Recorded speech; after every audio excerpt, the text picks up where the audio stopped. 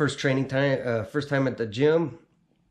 I had to find a gym, and I really didn't know much about anything, so I ended up going to a Brazilian Jiu-Jitsu place and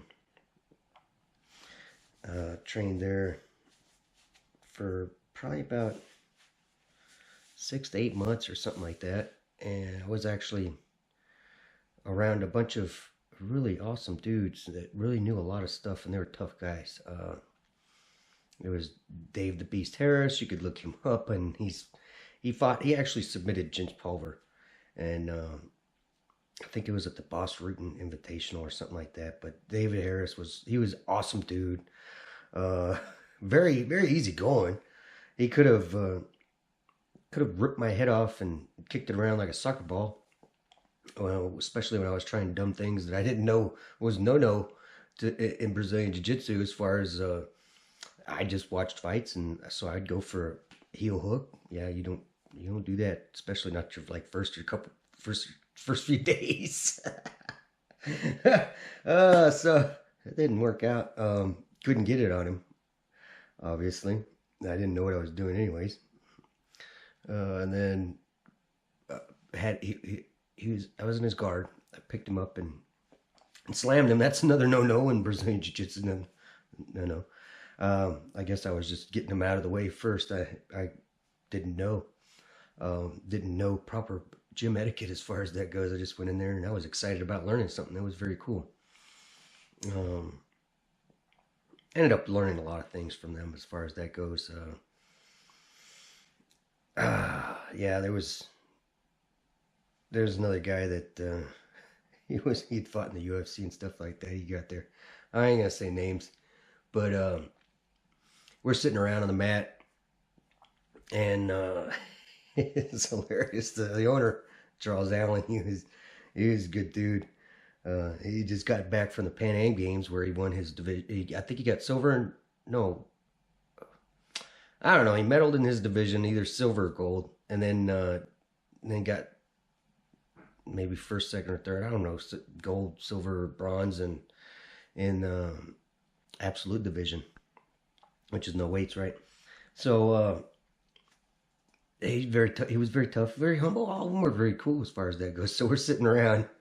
It was hilarious. So here's a little thing first. The guy that had fought in the UFC and stuff,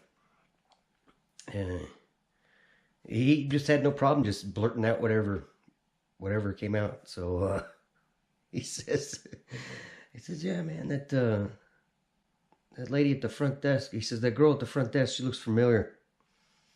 And Charles is like, oh, really? And the guy says, yeah. He says, yeah, I think I seen her at the strip club.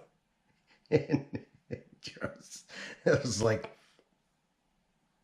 no, I don't think so.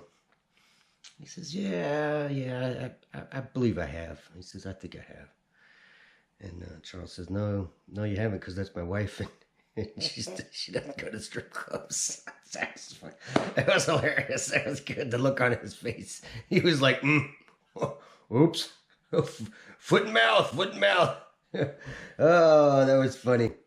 Just a few months later after that, the same guy that fought in the UFC, he was playing the leg lock games with some of the guys that have been around for a while, and certain times of the day they would just do open mat and not really stick to Brazilian Jiu-Jitsu as far as that goes. They would just do MMA or whatever.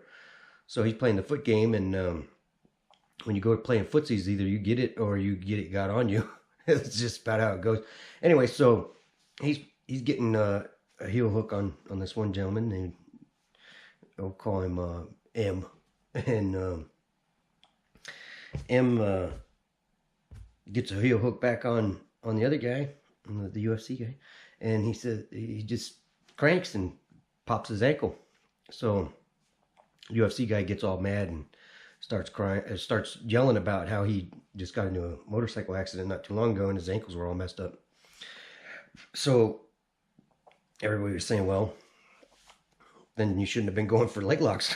Which is pretty much the truth. You're going to leave your feet down there by somebody else.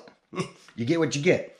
Anyway, so Not to make this video too long as far as that goes, I'll make some more videos, the stories, because I got a lot of them. There's so many, and they're hilarious. But yeah, so there's a couple for now. Click on the thumbs up, push that subscribe button, and thank you for watching the video. And I'll enjoy sharing these stories because it's always funny and entertainment. Thank you for watching.